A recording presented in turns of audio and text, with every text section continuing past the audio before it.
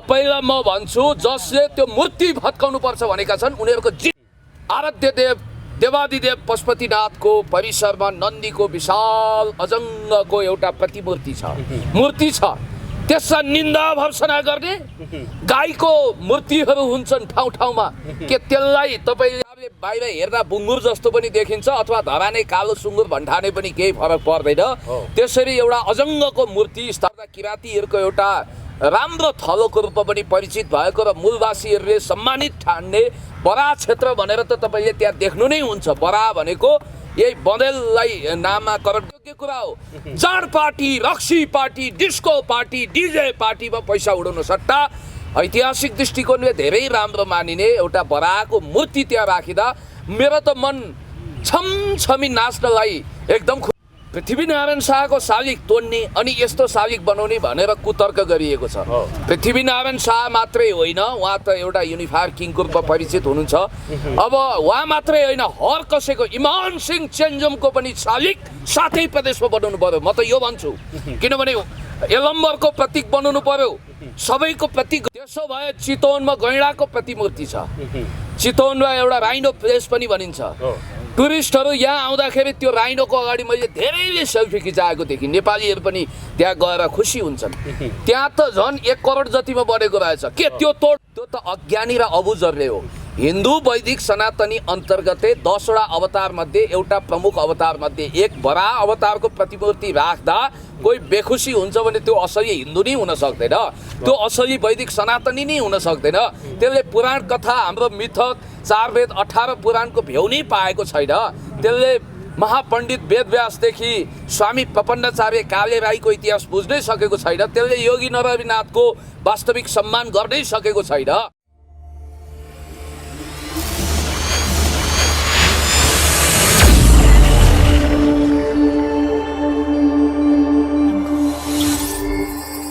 दशमीन यतिखेर उदयपुर बेलका नगरपालिका वडा नम्बर 7 मैनामैनीमा एउटा बङ्गुरको सानो भन्दा पनि लामो एकदमै ठुलो 16 फिट लम्बाइ र चौडाइ 12 फिटका बङ्गुरको प्रतीक 60 लाखमा बनेपछि यसमा केही सामाजिक अभियन्ताहरूले विरोध गर्न थाल्नु भएको छ। विशेष गरेर आज हामी यसैमा बहस गर्न गइरहेका छौँ। हामीसँग हुनुहुन्छ पुण्य गौतम, हार्दिक स्वागत छ। एकदम धन्यवाद सबै साथीहरूलाई। बङ्गुरको प्रतीकमा विरोध हुन थाल्यो नि, किन होला? अब खासमा बङ्गुर, सुँगुर, बनेल एउटै प्रजातिका हुन्। उस्तै थुतुनो हुन्छ, आकार प्रकार उस्तै हुन्छ। एक हिसाबले भन्नुपर्दा जङ्गली सुँगुरको रूपमा पनि बँदेललाई चिनिन्छ। अझ इतिहासको गहिरो बोध हुनेहरूले, पौराणिक इतिहास राम्रोसँग बुझ्नेहरूले के कुरा राम्रोसँग बुझेका छन् भने जो धर्म कर्ममा विश्वास गर्छन्, जो वास्तविक आध्यात्मिक छन्, उनीहरूले 10 वटा अवतारमा विश्वास गर्छन्।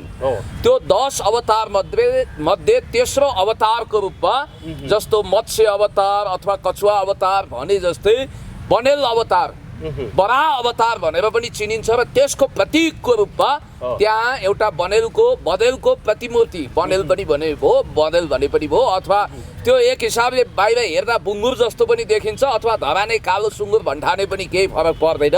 त्यसरी एउटा अजङ्गको मूर्ति स्थापित गरियो। त्यसो त त्यसलाई हामीले सांस्कृतिक धरोहरको रूपमा सम्मान गर्नु पनि पर्छ, पर्यटकीय हिसाबले पनि त्यो बेसै भयो भन्नुपर्छ। उदयपुर जिल्लामा एक हिसाबले भन्नुपर्दा किराँतीहरूको एउटा राम्रो थलोको रूपमा पनि परिचित भएको र मूलवासीहरूले सम्मानित ठान्ने बरा क्षेत्र भनेर त तपाईँले त्यहाँ देख्नु नै हुन्छ। बरा भनेको यही बँदेललाई नामाकरण गरेको बरा हो। त्यस कारणले गर्दाखेरि यो त बहुत स्वागत योग्य कुरा हो। जाँड पार्टी, रक्सी पार्टी, डिस्को पार्टी, डिजे पार्टीमा पैसा उडाउनु सट्टा ऐतिहासिक दृष्टिकोणले धेरै राम्रो मानिने एउटा बराको मूर्ति त्यहाँ राखिँदा मेरो त मन छमछमी नाच्नलाई एकदम खुसी भएको थियो। तर एकाएक केही मान्छेहरूले त्यस्तो मूर्ति किन राखेको, पैसाको ब्रह्मलुट, पैसा पानी सर बगाइयो, यो हुँदै नहुने काम गरियो भनेर सामाजिक सञ्जालमा एकैचोटि 500 वटा फोटो हालेर विरोध भर्सना गरेको मैले देखेँ। अब यहाँ अचम्म लाग्छ मलाई। तपाईँलाई एउटा कुरा म भनौँ, ठिक छ, पृथ्वीनारायण शाहको शालिग तोड्ने अनि यस्तो शालिग बनाउने भनेर कुतर्क गरिएको छ। पृथ्वीनारायण शाह मात्रै होइन, उहाँ त एउटा युनिफायर किङको रूपमा परिचित हुनुहुन्छ। अब उहाँ मात्रै होइन, हर कसैको इमान सिंह चेन्जुमको पनि शालिग साथै प्रदेशमा बनाउनु पर्यो। म त यो भन्छु, किनभने यलम्बरको प्रतीक बनाउनु पर्यो, सबैको प्रतीकहरू बनाउनु पर्यो र कुनै पनि मूर्ति शालिग भन्दाखेरि कोही बेखुसी हुनु हुँदैन भन्ने मेरो मान्यता हो। र पृथ्वीनारायण शाहको शालिगमा पनि तोडफोड गर्नु भनेको त्यो इतिहासप्रतिको कृतज्ञता हो, त्यो बेइमानी हो भनेर त्यसलाई म कठोर शब्दमा निन्दा भर्सना गर्न चाहन्छु।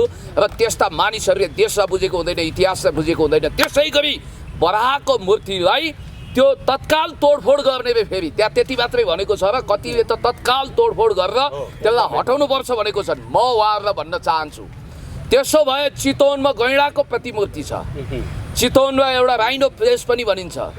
टुरिस्टहरू यहाँ आउँदाखेरि त्यो राइनोको अगाडि मैले धेरैले सेल्फी खिचाएको देखेँ। नेपालीहरू पनि त्यहाँ गएर खुसी हुन्छन्। त्यहाँ त झन् 1 करोड जतिमा बनेको रहेछ। के त्यो तोडफोड गर्ने?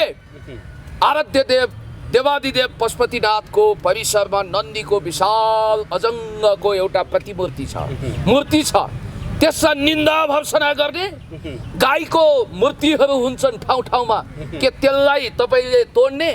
यसपालि एउटा आत्मकथा निस्किएको छ गोपाल पराजुलीज्यूको, तपाईँलाई म सम्झना गराइदिइहालौँ। उहाँको आत्मकथामा अमेरिकाको न्युयोर्क सिटीमा साँडेको विशाल मूर्ति भएको उहाँले देखाउनु भएको त्यहाँ त्यो प्रसङ्ग वर्णन गर्नुहुन्छ। त्यो पनि अद्भुत प्रसङ्ग छ। सानै बालक कालमा उहाँले जहिले पनि अमेरिका पुगेको र एउटा साँडे देखेको त्यो खालको सपना देख्नुहुन्थ्यो र त्यहाँ पुगेपछि ठ्याक्कै त्यही रहेछ भनेर उहाँले त्यहाँ प्रसङ्ग वर्णित गर्नुभएको छ।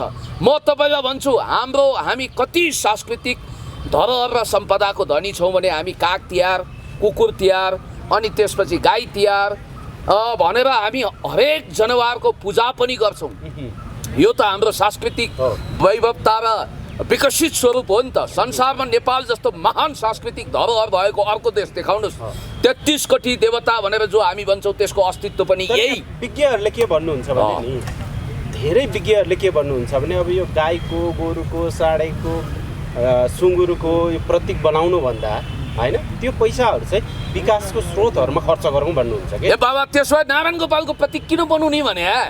शालिगहरू किन बनाउने? मान्छे त होइन नि त्यो। त्यसो भए त्यस्ता तपाईँको निर्जीव चिज उभ्याएर पैसा फोकटमा खेर फ्याँक्ने भन्न सकिन्छ। त्यस्तो कुतर्क गर्ने हो भने सबै शालिगहरू भत्काउनु पर्यो, सबै मूर्तिहरू भत्काउनु पर्यो भन्ने एउटा कुतर्क आउन सक्छ। त्यो होइन, पर्यटकीय हिसाबले पनि, धार्मिक आध्यात्मिक हिसाबले पनि। I just believe in dialectic materialism. म रिलिजियस मान्छे होइन, I am not religious fundamentalist, but मैले हाम्रो संस्कृति, धर्म, परम्परा, संस्कार, सभ्यतालाई सम्मान गर्छु। किराँत महान सभ्यताको प्रतीकको रूपमा पनि रहेका विभिन्न शालिगहरू, विभिन्न किसिमका प्रतीकहरू, विभिन्न जनावरका प्रतिमूर्तिहरूलाई तोड्ने, भत्काउने अथवा त्यो किन राखेको भनेर निन्दा भर्सना गर्नु भनेको नेपालको इतिहास नबुझ्नु हो, नेपालको पौराणिक कथा नबुझ्नु हो, नेपालको संस्कृति नबुझ्नु हो, नेपालको सांस्कृतिक धरोहरप्रति आफैलाई अपमान गर्नु हो। त्यस कारणले गर्दाखेरि म के भन्न चाहन्छु भने 10 वटा अवतार भनेर जो बिलिभ गर्छन् वैदिक सनातनी हिन्दूहरूले, त्यो मध्येको तेस्रो अवतारको रूपमा रहेको बराह अवतारको प्रतीकको रूपमा एउटा अजङ्गको थुतुनु भएको, अब हेर्दै पनि त्यहाँबाट हिँड्ला जस्तो एकदम जीवन्त प्रतिमूर्ति जो राखिएको थियो उदयपुरमा हो, त्यहाँ 60 लाख खर्च भयो। तपाईँलाई एउटा कुरा भन्छु म, यहाँ त मैले एक दिन विवाह होला भन्ठाने त पास्नी पो रहेछ। 1 करोड जति त पास्नीमा खर्च गर्छन् मान्छेले। त्यस्तो बेलामा राज्यले, नगरपालिकाले एउटा सांस्कृतिक धरोहरको रूपमा जब बराहको मूर्ति स्थापित गर्छ भने त्यसमा तपाईँले मन खुम्चाउनु पर्ने अथवा त्यसलाई निन्दा भर्सना गर्नुपर्ने कारण के छ? खबरदार, म भन्न चाहन्छु, नेपालमा एक हिसाबले भन्नुपर्दा इसाईहरू जसरी अहिले यत्रतत्र सर्वत्र बढेका छन्, यो सबै सांस्कृतिक धरोहरहरू समाप्त गर्ने, बुद्ध र शैव सभ्यता ध्वस्त पार्ने, याद गर्नु होला किराँतहरूको अथवा गुरुङहरूको, तामाङ, राई, बाहुन, छेत्री, दशनामी सबैको जुन सांस्कृतिक धरोहर हो त्यो भने त हाम्रो पुँजी हो नि त। हामी तर नि पुण्यजी नि, यहाँ जुन पशुपतिमा 40 केजी सुनको ज्यालेरी चढाउँदा सबै चुप होइन, धरहराको 22 तला माथि शिवलिङ्ग राख्दाखेरि सबै चुप, तर एउटा भङ्गुरको प्रतिमूर्ति बनाउँदाखेरि सबै चाहिँ विरोध गर्न थाले। यो चाहिँ विरोध राजावादीले गरे भन्ने कुरा पनि छ के वास्तविकता के हो राजावादीले विरोध गरेको हो त्यस्तो देखिएको छ संयोगले त्यो विरोध गर्नेहरू 95% तिनै राजावादी भन्नेहरू छन् तर मैले बुझेको असली जो वास्तवमै एउटा निर्दोष किसिमका इनोसेन्ट रोयलिस्ट छन् उनीहरूले चाहिँ विरोध गरेका छैनन् उनीहरूले त्यो सभ्यतालाई समर्थनै गरेको मैले देखेको छु तपाईले ठिकै भन्नुभयो हामीले कुनै पनि ठाउँमा ऐतिहासिक धार्मिक किसिमका मन्दिरहरू बन्छन् मठहरू बन्छन् अथवा धरोहरहरू उभिन्छन् भने त्यसलाई हामीले सम्मान गर्नुपर्छ त्यहाँ गएर हामीले वास्तवमा भन्ने भने आदर कदर गर्नुपर्छ आहा हाम्रो संस्कृति कति राम्रो तपाईलाई एउटा कुरा भनौँ आइफेल टावरमा खर्च किन गर्नु भनेर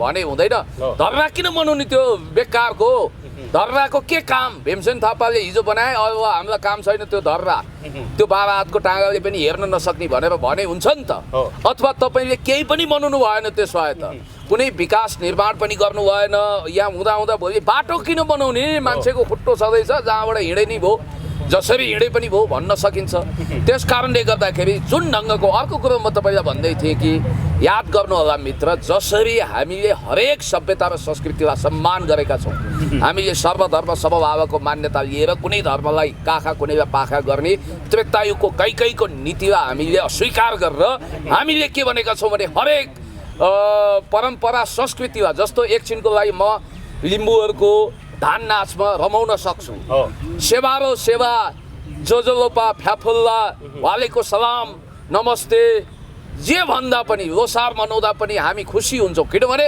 यो देशको ब्युटी भनेकै हामीले संसारमा देखाउने कुरो एउटा सांस्कृतिक सम्पदा पनि हो हामी कति खुसी हुन्छौँ हरेक जाति धार्मिकहरूले धेरै विरोध गरेको पाइयो नि त होइन यसमा यो त्यसरी नभनौँ विरोध गरेको हो त्यसरी गर्नु हुँदैन त्यो त अज्ञानी र अबुझहरूले हो हिन्दू वैदिक सनातनी अन्तर्गतै 10 वटा अवतार मध्ये एउटा प्रमुख अवतार मध्ये एक बरा अवतारको प्रतिमूर्ति राख्दा कोही बेखुसी हुन्छ भने त्यो असली हिन्दू नै हुन सक्दैन त्यो असली वैदिक सनातनी नै हुन सक्दैन त्यसले पुराण कथा हाम्रो मिथक 4 वेद 18 पुराणको भ्यौ नै पाएको छैन त्यसले महापण्डित वेदव्यासदेखि स्वामी प्रपन्नाचार्य काले राईको इतिहास बुझ्नै सकेको छैन त्यसले योगी नरविनाथको वास्तविक सम्मान गर्नै सकेको छैन त्यस कारणले गर्दाखेरि म फेरि पनि तपाईँलाई भन्न चाहन्छु कि बराक क्षेत्र अथवा उदयपुरमा त्यो क्षेत्रमा जुन साँडेको मूर्ति स्थापित भयो औ यहाँ कागेश्वरीमा कागको मूर्ति छ अब त्यहाँ आलोचना गर्ने तपाईँले कागको प्रतीक त्यहाँ बनाइएको छ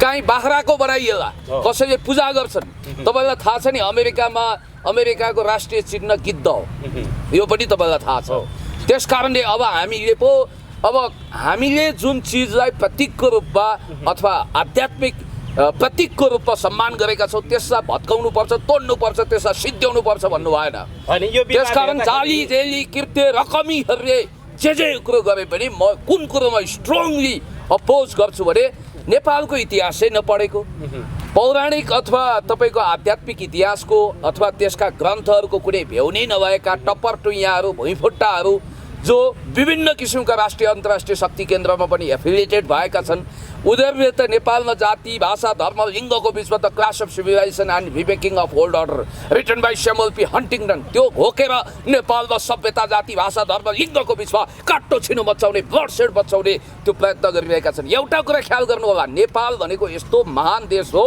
जहाँ अन्तर्राष्ट्रिय देशी विदेशी तत्त्वहरूले पनि अरबौं लगानी गर्दा पनि यहाँ कुनै जातीय साम्प्रदायिक लडाईँ भएको छैन दङ्गा फसाद भएको छैन त्यसको कारण के भने विवाद त हुन थाल्यो नि यो विवादले यो कृत्रिम विवाद कस्तो रूप लिँदैछ भने नि यो विवाद हिन्दू राष्ट्रवाद नेपाल हुने सम्भावना देखियो नि त यो एउटा कुरो के भने तपाईलाई म भन्छु यो नेपाल साझा हो तर जोर जबरजस्ती धर्म परिवर्तन गर्न पाइँदैन भन्ने मान्यतामा चाहिँ तपाईँ हामी दृढ हुनुपर्छ तपाईँलाई एउटा कुरा थाहा छ सबभन्दा बढी धर्म परिवर्तनले असर भएको भनेको बौद्ध संस्कृतिमा हो यो कुरा ख्याल गर्नु होला धर्मान्तरणको कारण त्यसकारण we have to be very serious हामीले लाइट अफ एसिया भनेका महान Gautam Buddha was born in Nepal भनेर घोकेर मात्रै भयो त्यो सभ्यता र संस्कृतिलाई जोगाउन हामीले के गरेका छौँ 10 अवतार मध्ये एक अवतार त्यो पनि हो भनेर हामीले सम्मान गरेका छौँ र संसारमा हामी बुद्धको देशबाट आयौँ भनेर भन्दा हाम्रो शिर ठाडो सगरमाथा जस्तै ठाडो हुन्छ त्यस कारणले गर्दाखेरि यहाँ तपाईँलाई म के भन्न चाहन्छु भने जो मानिसहरू नेपालको वास्तविक इतिहास पहिचान गर्दैनन् जसले नेपालको जस्तो भनौँ न किरातेश्वर महादेव भनिन्छ देवादिदेव महादेव भनिन्छ महादेवका अनेक स्वरूपहरू छन् होइन सृष्टिका नियमहरूलाई यदि तपाईँ मान्नुहुन्छ भने ब्रह्मा विष्णु महेश्वरको अस्तित्वलाई त्यसको वैदिक परम्परालाई र त्यसको पौराणिक मिथकलाई तपाईँले अस्वीकार गरेर जान सक्नुहुन्न किनभने यो त्यो ठाउँ हो जहाँ ऋषि मुनिहरूले तपोभूमि बनाएको ठाउँ हो यो वेदव्यासले तपाईँको 4 वेद 18 पुराण लेख्दा साधना गरेको ठाउँ हो यो जस्तो भारतले गर्व गर्छ भारतले जस्तो मलाई एउटा कुरो राम नेपालमै जन्मिएका हुन् नेपाल नै हो जन्मभूमि भनेर जसरी हामीले स्थापित गर्न खोज्यौँ त्यो विरुद्ध संसारभरिबाट कति प्रहार भएको छ तपाईँलाई थाहा छ त्यसैले गर्दा म भन्छु हामी सबै मिलेर जाउँ है सबै मिलेर जाउँ यो देशमा सांस्कृतिक जातीय लडाइँ गराउने यो प्रयत्न असफल किन हुन्छ भने यहाँ रक्त घुलन पनि भइसकेको छ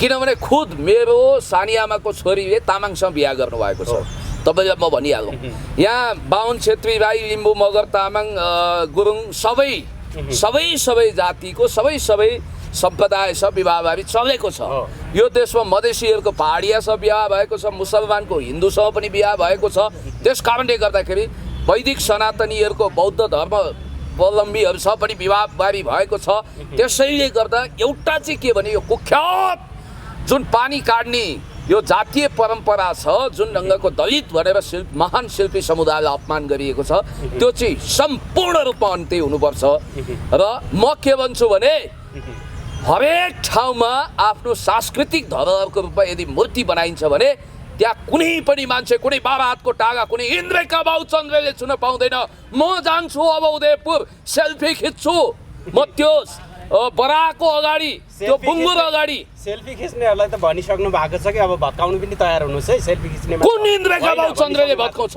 सामाजिक सेवा सपनामा भत्काउने याद गर्नु होला नि उहाँहरूले नि याद गर्नु होला जसले भत्काउन जान्छ नि त्यो सग्लो फर्किएर आउँदैन भत्काउने कुरो त सपनामा पनि नसोचे हुन्छ अर्को कुरो म तपाईँलाई भन्न चाहन्छु कि त्यो मूर्ति जसरी त्यहाँ खडा गरिएको छ सामाजिक सञ्जालमा हङ्गामा गर्दै पनि केही हुनेवाला छैन कुनै 12 हातको टाँगाले पनि त्यसलाई भत्काउन सक्दैन नेपालको सभ्यताको प्रतीक हो त्यो अब भने हामी कार्यक्रमको अन्त्यमा एउटा प्रश्न छ तपाईँलाई तपाईँहरू जस्तै सामाजिक अभियन्ताहरूले जसले जुन मूर्ति सुँगुरको मूर्तिलाई भड्काउँछु भनेको छ उहाँहरूलाई के भन्नुहुन्छ कार्यक्रमको अन्त्यमा मलाई सामाजिक अभियन्ता भनेको अब तपाईँको यो भाषालाई इनोसेन्टली तपाईँको मुखबाट निस्किएको हुनाले म गम्भीर नियमापत्ति गर्छु मलाई यो मान वा नमान मै तेरो मेहमान भने जस्तो आफैले सामाजिक अभियन्ता भनेर आफ्नो अपमान गर्नु हुँदैन अनि प्रश्न के भन्नु हो रे बिर्सी जसले मूर्तिलाई अपमान गर्दै भत्काउनु पर्छ भनिएको छ उहाँहरूलाई के भन्न चाहनुहुन्छ